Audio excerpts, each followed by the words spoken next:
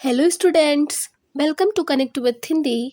I am Shalini Tripathi and आज हम शुरू करने जा रहे हैं क्लास 10th हिंदी के काव्य खंड का एक अति महत्वपूर्ण और मन को छू लेने वाला पाठ पद।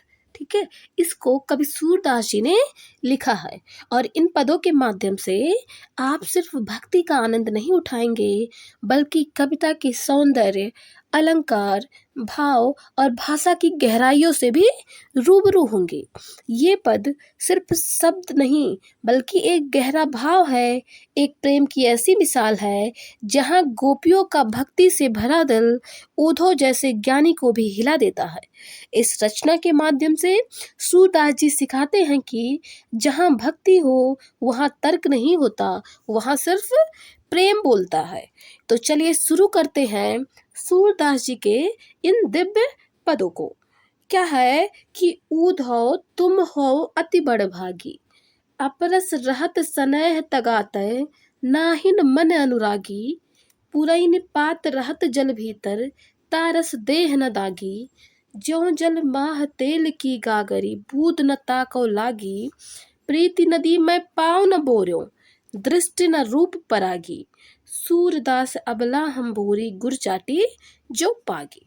ठीक है, तो यहाँ पे जो गोपियां हैं वो क्या कह रही हैं कि ऊधो तुम हो अति बड़भागी, अपरस रहत सनेह तगातय, नाहिन मन अनुरागी। ठीक है, गोपियां उद्धव जी से कहती हैं कि आप बहुत सौभाग्यशाली हैं क्योंकि आपका मन प्रेम में नहीं डूबा है, आप प्रेम के धागे को छूते तक नहीं हो और ना ही आपका हृदय किसी से प्रेम करता है। तो यहाँ पे क्या हो रहा है कि गोपियां उद्धव पर व्यंग कस रही हैं कि जो प्रेम से अछूता है वही वैराग्य और उपदेश की बातें बता रहा है। ठीक है, आगे कहती हैं कि पुरैन पात रहत जल भीतर, तारस देह न दागी, जो जल माह तेल की गागरी, बूद न ताको लागी। ठीक है, गोपियां कहती हैं कि जैसे कमल का पत्ता पानी में रहते हुए भी गीला नहीं होता और जैसे जल में तेल का घड़ा रहता है लेकिन उसमें पानी की एक भी बूंद नहीं लगती, वैसे ही आप हो उद्धव, क्योंकि आपके भीतर प्रेम का कोई असर नहीं होता। अर्थात आप श्री कृष्ण के साथ रहे पर उनसे प्रेम ना कर सके। ठीक है, आगे गोपियां कहती हैं प्रीति नदी में पाँव न बोर्यो, दृष्टि न रूप परागी, सूरदास अबला हम भोरी, गुर चाटी जो पागी। ठीक है, गोपियां कह रही हैं उद्धव जी से कि आपने कभी प्रेम की नदी में पांव तक नहीं डाला है और ना ही आपकी दृष्टि किसी के रूप में ठहरी है। हम अबला स्त्रियां तो मूर्ख हैं जो कृष्ण के लिए बावली हो गई हैं।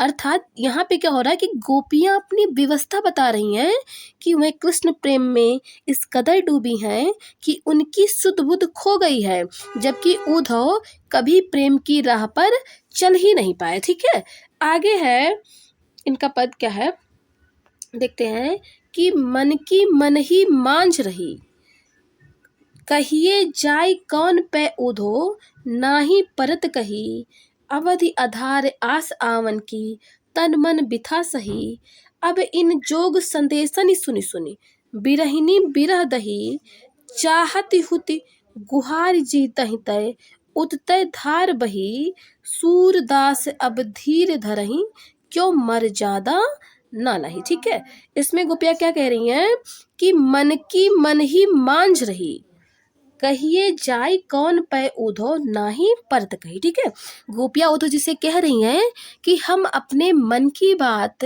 अपने ही मन में रखे हुए हैं क्योंकि उद्धव हम किससे जाकर कहें। ठीक है, हमारी पीड़ा कोई समझ ही नहीं सकता। तो यहाँ जो है गोपियां अपने दुख को अभिव्यक्त करने के लिए कोई उपयुक्त व्यक्ति ना पाकर उसे हृदय में ही दबा लेती हैं। उनकी वेदना इतनी गहरी है कि शब्द भी उनका साथ नहीं दे पाते। ठीक है, आगे गोपियां कहती हैं कि अवधि आधार आस आवन की, तन मन बिथा सही, अब इन जोग संदेशन सुनी सुनी बिरहिनी बिरह दई। ठीक है, गोपियाँ उद्धव जी से कहती हैं कि हम तो बहुत समय से श्री कृष्ण के आने की आस में जी रहे हैं और अपने तन मन की पीड़ा सह रहे हैं। अब जब से ये योग और वैराग्य वाले संदेश सुन रही हैं, तब से यह विरहिणी और भी अधिक विरह में जल रही है। क्योंकि यहाँ पे क्या होता है कि गोपियाँ उद्धव के संदेश से संतोष नहीं पाती, उन्हें तो श्री कृष्ण की साक्षात उपस्थिति चाहिए, ना कि ज्ञान के उपदेश। ठीक है, आगे कहती हैं कि चाहत हुत गुहार जीता ही तय, उत तय धार बही, सूरदास अब धीर धरई क्यों मर्यादा ना लही। ठीक है, यहाँ गोपियाँ कहती हैं कि जहाँ जहाँ हमें गुहार करना था, वहीं से आंसुओं की धारा बहने लगी। ठीक है, अर्थात जहाँ जहाँ गोपियाँ गुहार करने जाती हैं, वहीं उनके अश्रु बहने लगते हैं। अब भला हम धीरज कैसे रखें जब मर्यादा अर्थात प्रेम की गरिमा भी नहीं निभी। ठीक है, तो यहाँ गोपियाँ ये कहना चाहती हैं कि उन्होंने जितना संभाला, जितना सहा, अब धैर्य समाप्त हो गया है, क्योंकि कृष्ण ने वादा नहीं निभाया, तो अब प्रेम की मर्यादा भी टूट गई है। ठीक है, तो ये आप समझ गए ना। आगे की इनकी पंक्ति है कि हमारे हरिहारिल की लकड़ी, मन क्रम वचन नंद नंदन उर, यह दृढ़ करी पकड़ी, जागत सोवत स्वप्न दिवस निसी, कान कान जकरी, सुनत जोग लागत है ऐसो, ज्यों करुई ककरी, सूतो व्याधि हमको ले आए, देख सुनी ना करी, यह तो सूर तिनहि ले सौंपो जिनके मन चकरी। ठीक है, तो यहाँ गोपियाँ क्या कह रही हैं कि हमारे हरिहारिल की लकड़ी, मन क्रम वचन नंद नंदन उर, यह दृढ़ करी पकड़े। ठीक है, तो यहाँ गोपियाँ कह रही हैं कि हमारे हरि अर्थात कृष्ण हमारे लिए उसी तरह प्रिय हैं जैसे हारिल पक्षी लकड़ी रखती है। ठीक है, हमने श्री कृष्ण को अपने मन, कर्म और वचन से पूर्ण निष्ठा से और दृढ़ता के साथ अपने हृदय में पकड़ लिया। ठीक है, आगे कहती हैं कि जागत सोवत स्वप्न दिवस निसी, कान कान जकरी, सुनत जोग लागत है ऐसो, ज्यों करुई ककरी। ठीक है, गोपियाँ कहती हैं कि हम दिन रात जागते सोते स्वप्न में भी केवल कृष्ण कृष्ण ही जपते रहते हैं, और जब तुम्हारे जैसे लोग योग और ज्ञान की बातें सुनाते हैं, तो वह हमें नीम की कड़वी ककड़ी जैसी लगती है। ठीक है, तो यहाँ पे क्या होता है कि गोपियाँ उद्धव के योग संदेश की निंदा कर रही हैं और कह रही हैं कि उनका मन केवल प्रेम में रम गया है, ज्ञान की बातें अब उन्हें कटु प्रतीत हो रही है। ठीक है, तो ये आप समझ गए ना। आगे की लाइन है कि सूतो व्याधि हमको ले आए, देख सुनी ना करी, यह तो सूर तिनहि ले सौंपो जिनके मन चकरी। ठीक है, गोपियाँ कह रही है कि आप तो ये योग ज्ञान रूपी बीमारी हमारे पास ले आए हो, जिसे हमने न कभी देखा था न कभी सुना था। यह संदेश तो आप उन्हें ही दे देना जिनका मन अब भी चंचल है और स्थिर नहीं हुआ। ठीक है, तो ये आप समझ गए ना।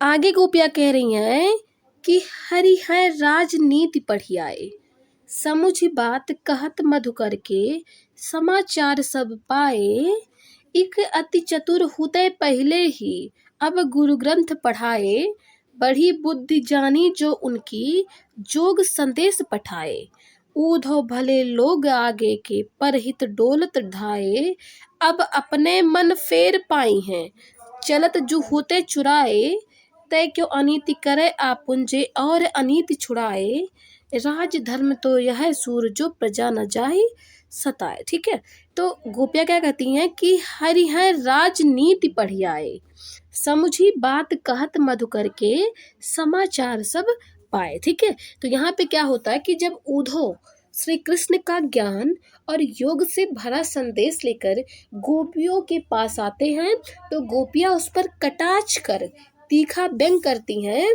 कि अब हमारे हरि अर्थात श्री कृष्ण राजनीति पढ़ाए हैं, वह अब बातों को बहुत समझदारी से कहने लगे हैं, जैसे कि मधुकर भौरा बनकर इधर उधर की सारी खबरें इकट्ठा कर लेते हैं। ठीक है, आगे कहती हैं कि एक अति चतुर हुते पहले ही अब गुरु ग्रंथ पढ़ाए, बड़ी बुद्धि जानी जो उनकी जोग संदेश पठाए। ठीक है, गोपियाँ कह रही हैं कि वो श्री कृष्ण पहले ही बहुत चतुर थे, अब तो वे जैसे गुरु बन गए हैं और वो क्या है कि ग्रंथ पढ़ा रहे हैं हम लोग को, उपदेशों के पढ़ा रहे हैं, ग्रंथ पढ़ा रहे हैं।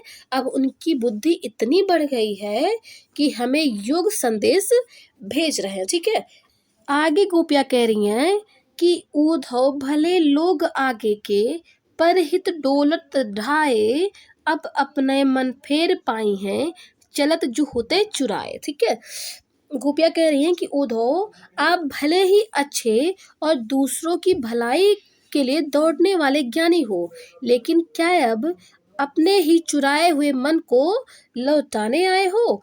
तो यहाँ जो है गोपियाँ व्यंग करते हुए कहती हैं कि पहले तो कृष्ण ने हमारा प्रेम और मन चुरा लिया, अब आप उसे लौटाकर क्या करना चाहते हो? ठीक है, आगे कहती हैं कि ते क्यों अनीति करे आपुन, जे और अनीति छुड़ाए, राज धर्म तो यह सूर जो प्रजा न जाहि सताए। ठीक है, गोपियाँ कृष्ण को राजा मानते हुए कहती हैं कि आप दूसरों को अन्याय करने से रोकते हैं, वह स्वयं क्यों अन्याय कर रहे हैं?